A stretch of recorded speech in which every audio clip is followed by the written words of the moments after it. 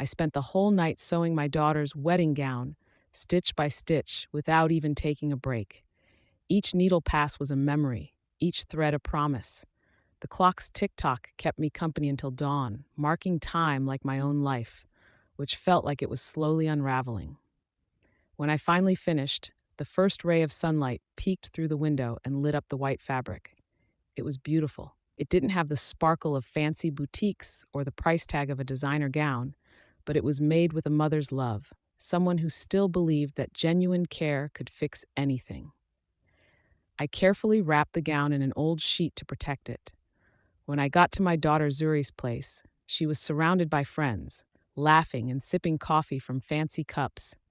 She looked like one of those perfect Hollywood socialites. I felt a rush of pride, but then it happened. Zuri looked at me, scanned me from head to toe, and asked, "Is that the dress?" I nodded, smiling. I unwrapped it slowly, like revealing a treasure. She glanced at it for a few seconds and then, with a sneer, said, "This looks like something a poor person would wear." Her friends giggled softly.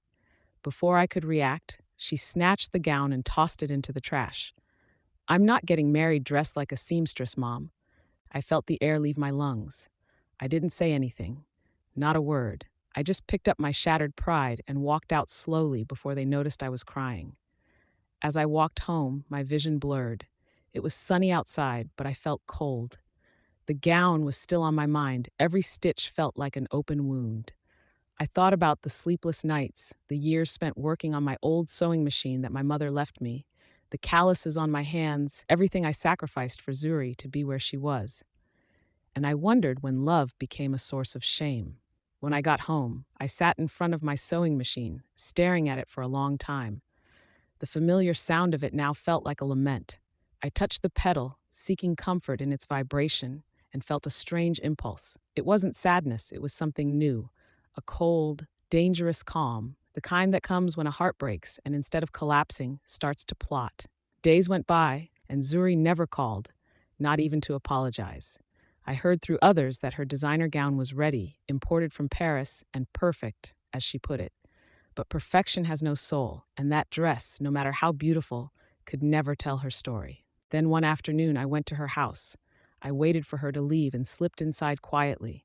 The scent of expensive perfume and fresh flowers filled the air, but in one corner of the room, the trash can still sat there. And inside, among crumpled papers and scraps of fabric, I found my dress. Wrinkled, stained, and humiliated, but still whole, just like me. I gently pulled it out, hugged it to my chest, and took it home. I spread it out on my work table and looked at it in the sunset light. It was beautiful, even in its misery, like a mother who continues to love despite being wounded. I ran my hand over the seams and felt my love still alive in every thread. And then I knew it. That dress wasn't going to end up in the trash. For the next few nights, I locked myself in my studio. I didn't sleep. I barely ate. I just sewed. I embroidered crystal flowers onto the hem, added vintage lace, and within every layer of fabric, I hid more than just embellishments. I hid my history. I placed one stitch for every tear, one thread for every sacrifice, one flower for every day I felt invisible. As the dress transformed, so did I. I wasn't the submissive mother who bowed to her daughter's contempt anymore. I was a woman who understood that love doesn't mean enduring everything, but choosing what's worth keeping. When I finished, the mirror reflected a different image. My eyes held not sadness, but determination. The gown sparkled under the studio lamp, and its brilliance held something more than beauty. It held justice. The wedding day came. I hadn't planned to go, but destiny, or maybe self-respect, pulled me in. I put on my simple cream dress, pinned up my hair, and stepped out with confidence. Each step was a new heartbeat. Every breath was a silent declaration. I am not the same woman.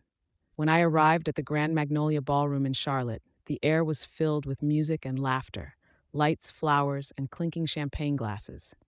Zuri, radiant, wore her luxurious foreign lace gown. She looked beautiful, yes, but empty. She didn't see me walk in, and I didn't want her to just yet. I stayed near the door, watching silently. My hands trembled not from fear, but from the weight of what was about to happen. Because that night, my daughter wasn't just going to have a wedding, she was going to have a lesson. When the clock struck 10, I took my first step into the center of the room. The chatter stopped. Every eye turned to me. Zuri looked up, her smile disappearing. And in that moment, I knew destiny had been preparing me for this my whole life. Because sometimes a mother's love is shown not through tears, but through a gown that shines brighter than shame. Needles have always been my best friends. Since I was 12, when my mother first taught me to sew a button, I knew this was my way of speaking to the world. I was never good with words, but my hands could say things my voice couldn't. For decades, among threads, fabric, and silence, I learned that every seam could hold a story, even a life. When I became a widow, Zuri was only 6. My husband Kofi died in a construction accident, and just like that, I was left alone with a little girl and a sewing machine. I remember crying by the window that night, but the next morning, I turned on the machine, wiped my tears, and started to sew. From that moment on, every piece I made carried a promise. I would never let my daughter go hungry. We lived in a tiny apartment behind the neighborhood tailor shop where I worked. Zuri slept on a little cot surrounded by fabric scraps she sometimes used to make improvised dolls. I watched her play and thought one day all this sacrifice would make sense, that she would understand that love could also be embroidered. For years, my fingers bled over other people's wedding fabrics, silk gowns, and imported lace, the dreams of women who could afford what I never could. Sometimes, while sewing veils for strangers, I imagined what it would be like when my own daughter got married. I dreamed of sewing her the most beautiful gown in the world, not because it would be perfect, but because it would be made with the only thing I never ran out of: love. When Zuri turned 15, I finally bought her a brand new dress, not secondhand, not patched, but new. It was sky blue with a white ribbon I embroidered on the chest. That night, watching her dance, I felt everything had been worth it. She hugged me tight and whispered, "You are the best mom in the world." Those words stuck with me. I didn't know years later they would sound like a sad echo, a broken promise. Zuri grew up, and over the years, she started drifting away from the world that shaped us. She went to college in the city, thanks to a small business loan I secured by selling my old car. She worked hard, moved up, and met different people. When she came back, she was a stranger. Her voice and look had changed. She no longer called me mama, but mother. And every time I spoke, I saw a mix of annoyance and shame on her face. At first, I thought I was imagining it, but the signs were there. The calls she didn't return, the brief visits, and that comment she made one day without looking me in the eye. "I wish you had been able to get an education." That comment pierced my heart like a needle because without realizing it, she was telling me that the love I gave wasn't enough, that my hands, the very hands that sewed her childhood, no longer mattered in her world. Still, when she told me she was getting married, I felt pure, innocent joy. I thought I could finally give her the gift I had dreamed of for years, her wedding gown. I offered to make it myself, and though she hesitated, she eventually accepted. I took it as a sign of reconciliation, a chance to mend what distance had broken. That night, I sat in front of the machine and prayed before starting. "Lord, guide my hands. Let every stitch be a blessing." I spent days picking fabrics I could afford: ivory lace, soft tulle, and small pearls a client had left me as payment. Every thread carried a wish, every fold a hidden tear. Inside the lining, where no one else could see, I sewed a tiny piece of my own wedding dress. It was my way of telling her without words, "Take me with you, daughter. Even if you can't see me, I'll be there." But when it was finished and she rejected it, it wasn't just the dress she tossed aside. It was my story, my love, the invisible thread that still connected us. That night, I couldn't sleep. I watched the machine, turned off, and thought of my mother, how she sewed until she was exhausted. She always said, "Daughter, women like us don't have swords or fortunes. Our strength is in our hands." In that moment, I understood. My strength wasn't in seeking acceptance, but in continuing to weave my own destiny, even if others unraveled it over and over. I touched the stained fabric I had rescued from the trash. I ran my fingers over the broken seams and felt my love still beating within it. I thought of all the times I hugged her without getting a hug back, the uncomfortable silences, the "Mom, please don't come dressed like that" moments. And I realized that humiliation, if sewn with patience, could also become a lesson because pain doesn't destroy, it transforms, and that transformation had already begun. In the following days, something shifted in me. I started sewing, not for her, but for myself. Every stitch was a form of healing. The thread ran smoothly, almost as if the machine understood my soul. I wasn't just making a gown, I was crafting my freedom. And though Zuri didn't know it, I already had a plan. On her wedding day, she would wear the dress she chose, but everyone would remember the one she scorned. Because some loves are forgotten, and others are avenged with elegance, and mine was about to shine. The wedding day dawned under a gray sky. It wasn't raining, but the air smelled like a storm, as if the world sensed something was about to break. I put on my only decent outfit, the same one I wore to my mother's funeral, and styled my hair carefully, not to impress anyone, but because that day I was facing my past with my head held high. I tucked the restored gown into a white linen bag, folded like someone guarding a secret.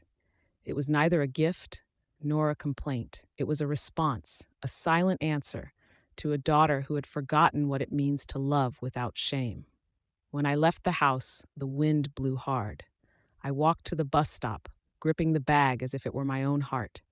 The ride to the event center felt long, and with each turn, I remembered the moments when Zuri and I were one soul, when we laughed for no reason, when she hugged me without fear of being seen.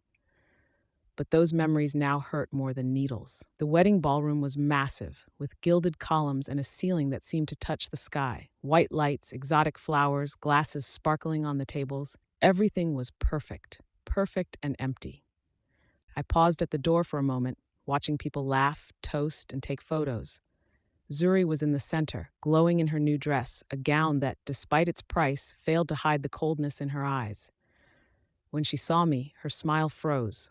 I walked toward her, but before I could reach her, a woman, the groom's mother, I presumed, approached and blocked my path with a strained smile.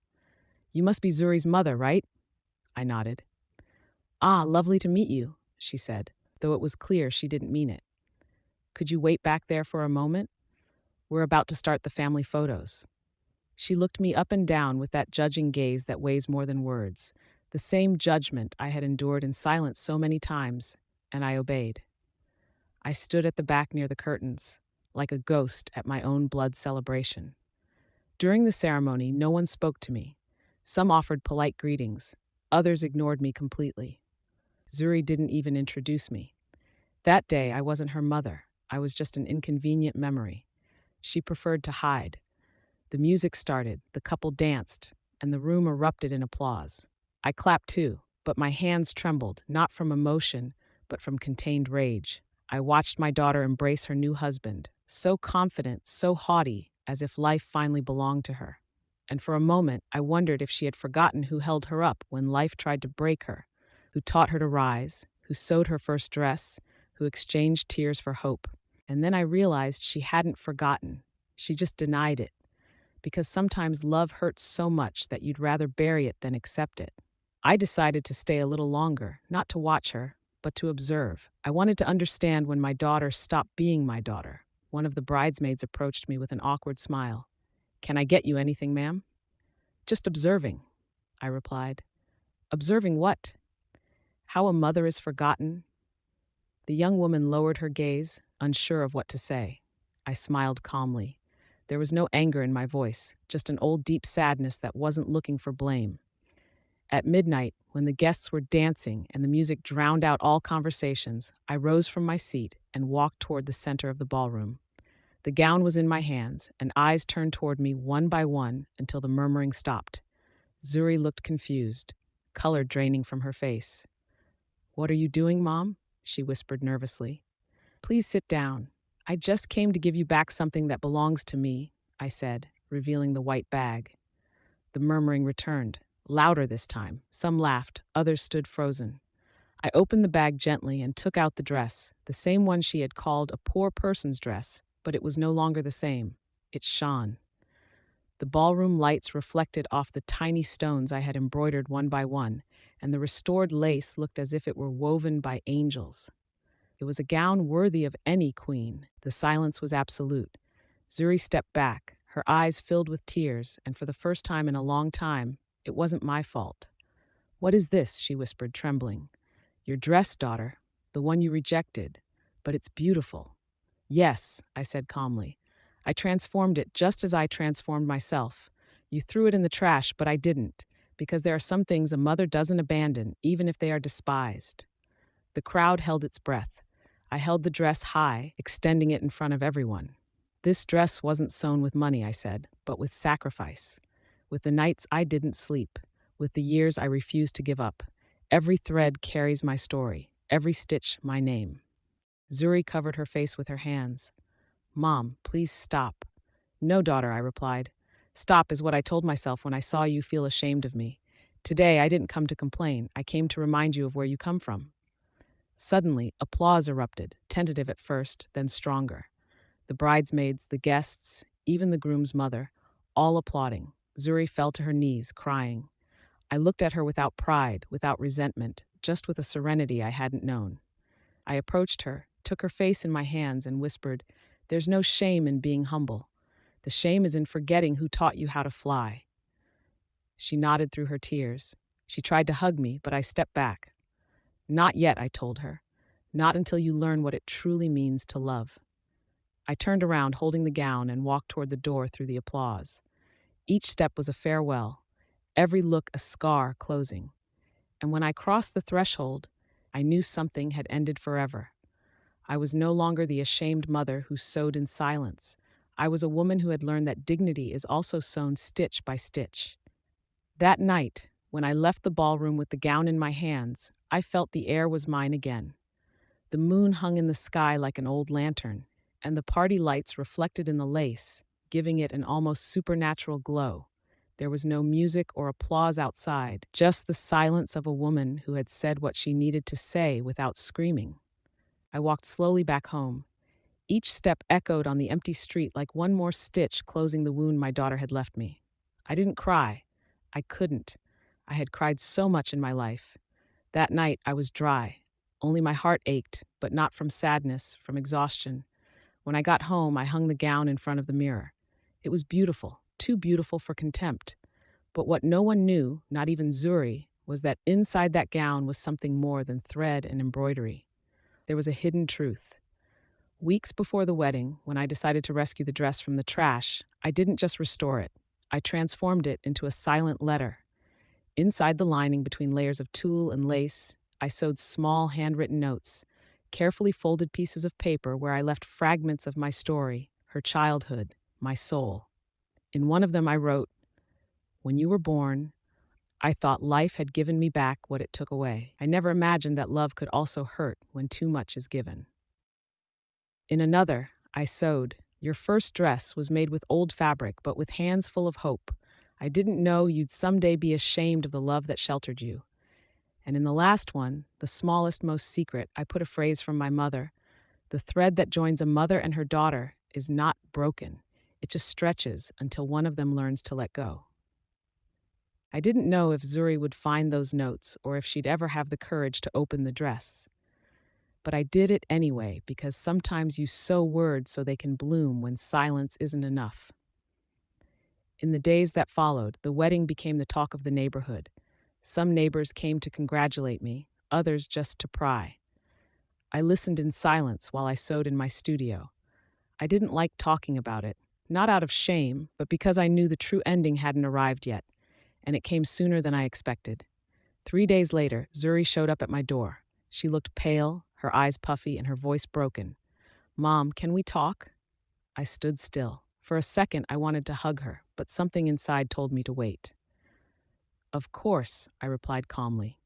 She walked in slowly, as if she feared I would reject her too. She sat in the chair where she had waited so many times for me to finish sewing her a uniform, a dress, a life. She carried the gown in her hands. She placed it on the table without looking at me. "I opened it," she said. "I found your letters." Silence filled the room with her ragged breathing. For the first time, I saw her vulnerable. She was no longer the haughty woman from the wedding. She was my little girl again. "I didn't know," she whispered. "I didn't know how much you had done for me." I lowered my gaze. "You didn't have to know. Mothers don't count the stitches. We just sew." "I was such a fool, Mom." No, daughter, I said. You were human, and pride is inherited, just like the color of your eyes. Zuri broke down crying. She knelt beside me, just like when she was little, took my hands, and I felt them tremble just like mine. Forgive me. You don't have to ask for forgiveness, I said. You have to learn. We stayed like that in silence. I didn't cry because sincere forgiveness doesn't hurt.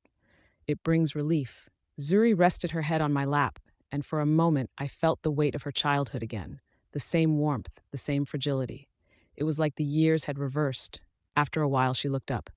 Can I stay with you for a few days? She asked. Of course, I replied, smiling. But you'll have to earn your keep. Sewing, sweeping, cooking, living. That night, we had dinner together for the first time in years. The silence between us was no longer awkward. It was warm, necessary. Zuri ate quietly, watching me from time to time as if she were seeing a stranger. I always thought you were weak, she said suddenly. And now I know you were just tired. Yes, daughter, I replied with a smile. Love can tire you out too. The next day, while she slept, took the gown and stored it in a wooden box. I didn't do it to keep it as a trophy, but as proof that even the most broken bonds can be sewn together again if one has the courage to accept the scars. Before closing the box, I added one last note. When you read this, maybe I won't be here anymore, but I want you to remember that humility isn't inherited. It's learned, and you, my daughter, have already made the first stitch. I closed the box carefully and put it away in the closet next to my threads, needles, and the remnants of the blue fabric from her 15-year-old dress. Everything that had been my life, everything that once defined me, now fit into that silent corner. For the first time in many years, I felt peace. Not the peace of oblivion, but the peace of someone who has sewn her soul back together and left it whole with the wound visible. The days Zuri spent with me were different from anything we had experienced before. For the first time in years, we shared breakfast, conversations, and silences that no longer hurt. I sewed in my studio, and she sat by the window watching me. Sometimes she awkwardly wove with me, pricking her fingers and laughing through tears when the thread slipped away. It was like seeing her become the girl who used to ask why mom's dresses were always the prettiest, even if they didn't sparkle. But peace, like everything in life, doesn't last long when there are open wounds. One afternoon, as we were doing the dishes, the phone rang. Zuri dried her hands and answered. Her face changed instantly. It's Amani Ellington, she murmured. Her husband's mother, the same woman who had looked at me at the wedding like I was hired help. Zuri listened in silence, nodding nervously. When she hung up, she told me in a low voice, she's coming for dinner tomorrow. She wants to talk to me and to you. The mug in my hand slipped and crashed to the floor. With me? I asked. Yes, Mom. She said it's important. Then let her come, I said firmly, but let her come with the truth, not just manners. That night, I didn't sleep, not out of fear, but premonition. There was something about Imani Ellington that felt familiar, something I couldn't quite place. I spent the hours cleaning the tablecloth, polishing the silverware, and preparing a simple dinner, not to please her, but because good manners are never lost, even if others ignore them. When the clock struck 8, the doorbell rang, cutting through the silence of the house. Zuri opened the door. The woman walked in, wrapped in an elegant coat and an overpowering perfume, one of those scents that tries to mask the smell of the past. Good evening, she said, barely glancing at me. Good evening, I replied. Please come in. We sat at the table. For the first few minutes, no one spoke. Zuri feigned calmness, but her hand trembled on the napkin. Imani fiddled with the silverware, avoiding looking at me. I waited because I knew truths unravel themselves eventually. I suppose you don't remember me, Amani finally started. No, ma'am, I said, but my memory doesn't forget the voices that wound, and yours at the wedding was clear. Zuri pressed her lips together. The woman sighed, lowering her gaze. You're right, and I came specifically for that reason. There was a long silence. Only the clock dared to speak. She continued. Many years ago, when I was young, my mother had a seamstress, a woman who sewed better than anyone, even though she charged next to nothing. I was arrogant, haughty, and I treated her with contempt. I demanded miracles, made her wait hours for payment, and sometimes didn't pay her at all. Until one day that woman disappeared from the shop. I found out she was widowed and had a little girl. My heart raced. What are you saying? I asked. The woman looked at me with teary eyes. That woman was you. For a moment, the world stopped. I remembered that tailor shop from years ago. I remembered her young face, her jewelry, her authoritative voice. Yes, it was her, Mrs. Ellington, the same woman who humiliated me for a single missed stitch and fired me without pay. I didn't know, I whispered, more to myself than to her. I did know, Imani replied. The day of our children's wedding, when I saw you in the ballroom, I knew who you were, but I didn't have the courage to approach you because shame weighs more than gold. Zuri looked at me horrified. You worked for her, Mom? I nodded. Yes, daughter, and it was from her words that I learned never to let myself be humiliated again. Imani bowed her head. I came to ask for your forgiveness, Afia. You can't imagine how much I've carried that guilt. I thought money made me better. But when I saw you that night in the ballroom with that dress in your hands, I understood that I had spent my entire life silently admiring what I never had. Dignity, Zuri cried silently. I took a deep breath, looking at this woman who had hurt me so much, and for the first time I didn't see an enemy. I saw someone who, like my daughter, had lived deceived by her own pride. Forgiveness isn't asked for with words, Mrs. Ellington, I said calmly. It's shown through actions. I know. That's why I came. And what do you want to do now? Help. Help me do what? Open your own studio. Zuri looked up, surprised. My mother, a studio? Yes. Imani replied, with your talent, you can teach other women. I can provide the capital, not to clear my conscience, but to do something good with what I once used to humiliate. I looked at her in silence. A part of me wanted to reject her offer, to scream that forgiveness couldn't be bought with money. But another part, the wiser part, the one that had learned to mend wounds, told me that sometimes accepting help is also an act of self-love. All right, I finally said. I accept, but with one condition. Anything you want, Imani replied. The studio will carry my mother's name. What was her name? Hope, because that was the only thing I never lost. Zuri got up from the table and hugged me tightly. Mom, I can't believe it. Believe it, daughter. Life doesn't always offer revenge, but it does go in circles. And sometimes when the wheel turns, seamstresses teach queens how to mend their souls. Imani nodded, crying. You're right. Money runs out. Dignity is inherited. And humility, I added, isn't washed away with money. It's earned with deeds. The dinner ended with a different silence, the silence of things finally finding their place. Before leaving, Imani shook my hand. Thank you for letting me in. Thank you for daring to come back, I replied. When the door closed, Zuri looked at me with pride in her eyes. Mom, I didn't know you were so strong. No, daughter, I'm not strong. I just learned that the firmest stitches are made after you've been broken. The following night after that dinner, I slept restlessly. It wasn't guilt or excitement, it was intuition. There was something about Imani Ellington's words that didn't fit. Too much interest, too much remorse, too late. I woke up before dawn. The air smelled of damp earth, and the bird song sounded distant, like it was coming from another world. I poured myself a cup of coffee, and while the house was still silent, I took the dress box, opened it, and ran my fingers over the lace, over the notes I had hidden in the lining. I thought of my mother, her voice saying, "Truths, daughter, aren't searched for, they're unsewn." And without knowing why, that phrase lingered with me all day. Imani returned a week later with papers in her hand and a carefully rehearsed smile. I have the studio contract, Afia, she said. So soon? I asked. I don't want to waste time. I'm not talking about the studio. I'm talking about you. You have something you haven't said. Her face went pale. She lowered her gaze, her hands trembling on the tablecloth. Zuri frowned, confused. 30 years ago, she began, her voice shaking, my mother didn't just have seamstresses. She had secrets. I was young, reckless. I had a comfortable life, but it was empty. And then I met a man. A chill ran through my body. I knew without knowing who she was talking about. His name was Kofi Bakari, she said, and I choked on my coffee. My breath stopped. That was my late husband's name, Zuri's father. What are you saying? I asked, barely audible. What I should have told you years ago, Imani replied through tears. Your husband worked at my mother's shop before he married you. He was a noble, quiet boy, and I fell in love with him. Zuri jumped in her chair.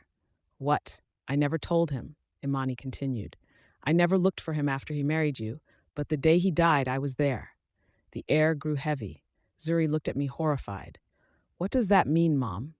I couldn't speak. Imani went on, sobbing. I went to the hospital when I found out through a friend. I arrived too late. I only saw them moving him. He had an envelope in his hand, an envelope addressed to you, Afia. My eyes blurred. For years, I had believed Kofi left nothing, that his death was as sudden as his silence. An envelope? I whispered. Imani nodded. She pulled out an old, carefully folded piece of paper from her purse. I kept it. I didn't know if I should give it to you.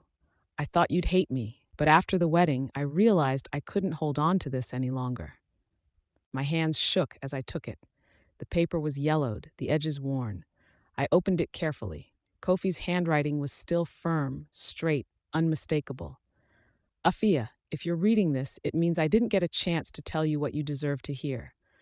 I was not a good husband or father, but there's something you don't know. Before you, I made mistakes. One of them has been following me until today. If a woman named Imani Ellington ever appears, don't hate her. Just tell her that I forgive her because she too was a victim of the same pride that destroyed me. The paper dropped from my hands.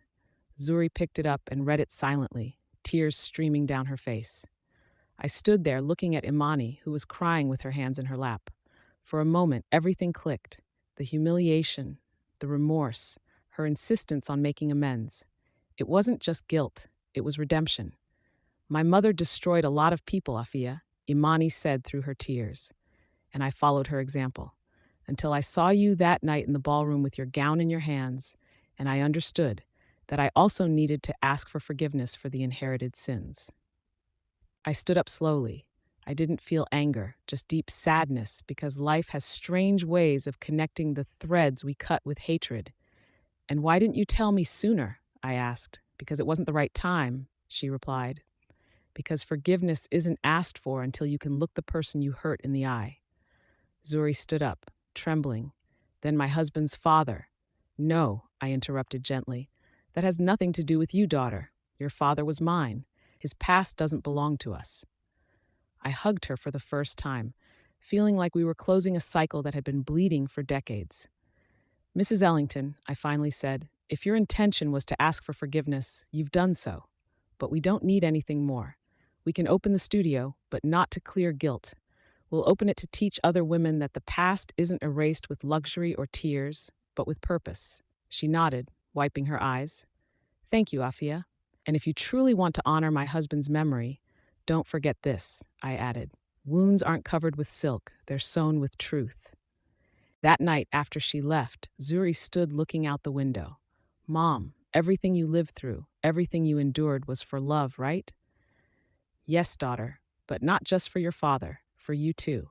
Because one day I realized a mother's love is the only one that doesn't need applause. She rested her head on my shoulder, and in that silence I understood that sometimes justice doesn't come with shouts or revenge, but with the peace of knowing the truth, no matter how painful, sets you free. The following week, when the emotions seemed to calm, I received a letter. It was from an estate lawyer in the city. On the envelope, my name was written in elegant, old-fashioned script, Afia Bakari. For a moment, my heart stopped. It had been years since I saw that last name next to mine. Kofi had left me in many ways, first with silence, then with his absence, and now from the grave, it seemed he was speaking to me again. The envelope felt heavier than I expected. I opened it slowly with trembling hands, and inside I found a sealed letter and a small brown envelope, closed with wax. Zuri was with me, and seeing my pale face, she asked, Mom, are you okay? I don't know, I replied, but it seems your father didn't take everything with him. We sat down together. I slid the letter between my fingers, took a deep breath, and opened it. Kofi's voice written in those lines still seemed warm, as if time hadn't passed. Afia, if this letter reaches your hands, it's because something I couldn't resolve in life has finally found its way. I never knew how to ask for forgiveness with words, but you always understood the language of silence. And that's why I trust you'll know how to read between the lines of what I leave you. I didn't give you an easy life, but I hope this, which I leave you, gives you something more valuable than money, the truth. Inside the brown envelope are documents for an account I never mentioned to you. It's not large, but it was made with the work of my own hands, without stain. It is for you and Zuri so that you never again have to depend on anyone's pity. But above all, there's something else, a journal. In it, I wrote everything I didn't know how to tell you and everything I learned watching you love, even when you weren't loved in return. I stood motionless, my eyes fixed on the words. It was the first time in years I felt Kofi speaking to me from his soul without excuses or masks. Zuri hugged me tightly. Mom, Dad loved you.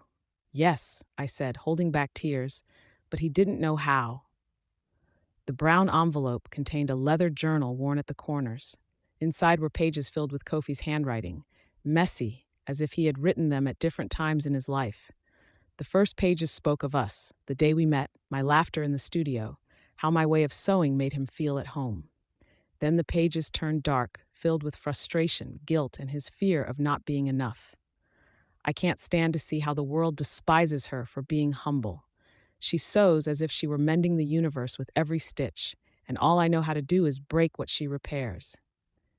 We read in silence until we reach the last pages. There, his tone changed. It seemed to have been written in his final days when illness had consumed him. If you ever feel alone, Afia, look for the red thread. It's in the drawer of our old house where you kept the studio fabrics. That thread was the first one you used to sew Zuri's dress. I kept it. I never told you, but when I saw that thread, I remembered why everything was worth it. That thread, my love, is the only thing that still connects me to you. I couldn't sleep that night. I turned on the lamp and took out the old box where I kept remnants of antique fabrics. And there was the red thread, the same one I had used to mend Zuri's christening gown, the same one I sewed my own wedding veil with. I held it between my fingers, unable to hold back tears. It was like holding the pulse of the past, as if my whole life were braided into that thread. Zuri woke up when she heard me crying. She found me on the floor with the box open. What is it, Mom? I showed her the thread, and her face softened. Dad? Yes, I whispered. He kept it all this time. Zuri hugged me, and for the first time, I understood that love, even if imperfect, leaves clues like breadcrumbs in a dark forest. Sometimes you just have to have the courage to follow them. Days later, Amani came to the studio. I hadn't seen her since the revelation about Kofi. She carried flowers and looked tired. I came to help you with the contract, she said. It's not necessary. The studio will open anyway, but on different terms. Different? She asked. Yes, I replied. I won't do it out of charity or guilt. I'll do it out of dignity. I told her about the letter, the red thread about Kofi, and she cried. He wrote me a letter too, she confessed. But I never had the courage to read it. Then read it, I told her, because the dead don't rest until their truths are heard. The day we opened the studio was bright. The neighbors, humble women from the West End, came out of curiosity. Some brought fabric scraps, others just wanted to learn. I hung a sign above the door, Hope Studio. Every stitch has a story. As I taught the young women to sew, I remembered my mother, my years of hunger and silence. Among that gentle bustle of machines, scissors, and laughter, I felt something I hadn't felt in decades, genuine pride. Zuri, wearing her apron, moved among the students, helping them thread needles. She looked at me and smiled. See, Mom? It all started with a dress thrown in the trash. No, daughter, I replied. It started much earlier, with a mother who never stopped sewing, even when life tore the thread from her hands. That afternoon, before closing the studio, I framed the red thread. Underneath it, I wrote a sentence in my own hand. In the end, all wounds close if you have the courage to hold the needle with love. As I hung it on the wall, I understood that this thread didn't just join fabrics. It joined generations, stories, pains, and forgiveness. It was the invisible thread that connected me to my mother, my husband, my daughter, and all the women who had sewn their destinies with wounded hands but intact hearts. That night, before sleeping, I took Kofi's journal one last time. On the final page, in faded ink, was a sentence I hadn't seen before. Love is not always sewn with thread. Sometimes it's sewn with resignation, and sometimes with the silence of one who waits to be understood in another life. I closed the notebook and turned off the light, and in the darkness, with a tired but peaceful smile, I understood that I had already been understood. Several years have passed since that wedding, since that night when pride and love measured themselves face to face, and dignity finally prevailed over silence.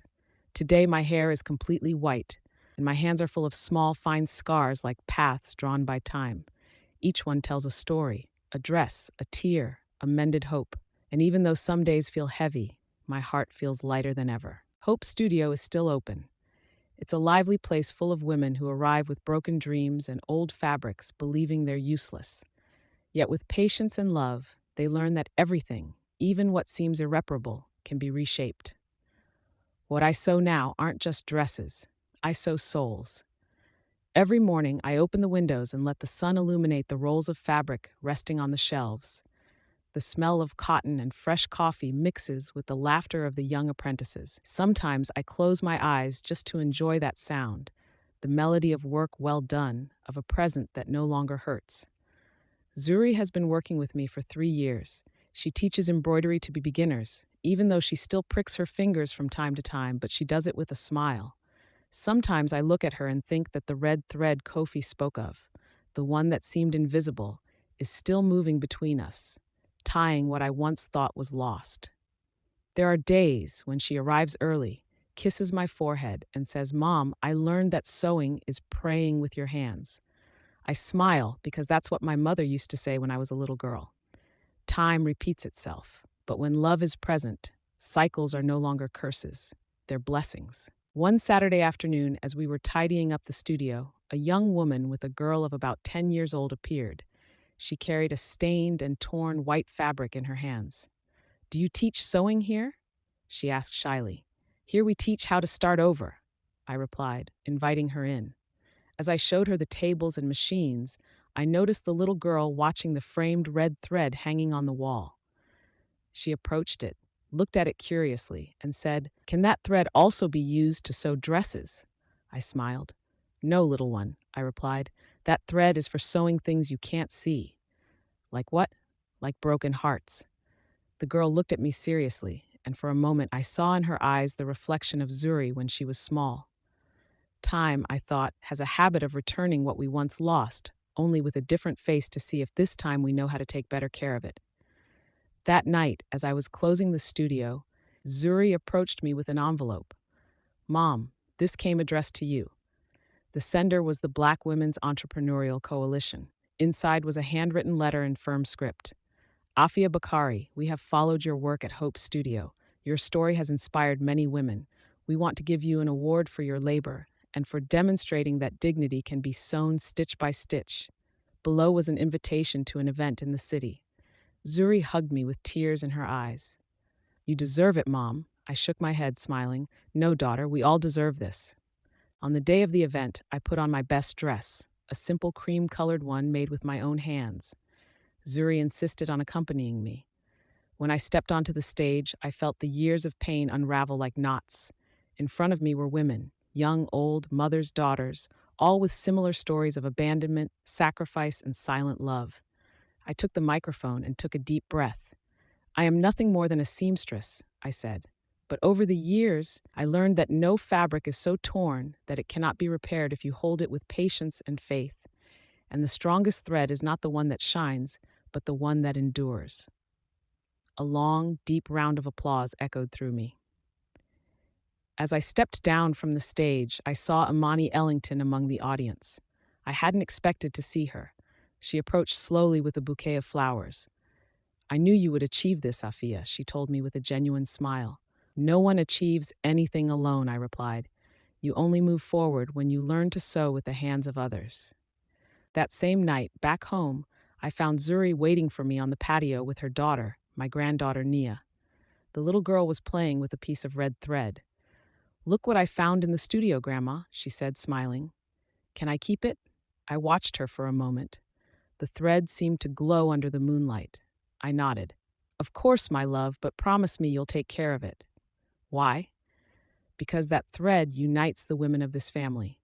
When you hold it, you are never alone." Naya wound it around her wrist and continued playing. Zuri looked at me with tears in her eyes. "Do you think she will understand someday?" "Yes, daughter," I replied. She will understand when she has to mend her first heartache. That's when she'll know that the red thread is not just a symbol, it's an inheritance. Over time, the studio grew. Women came from other towns, even young people who had never touched a needle.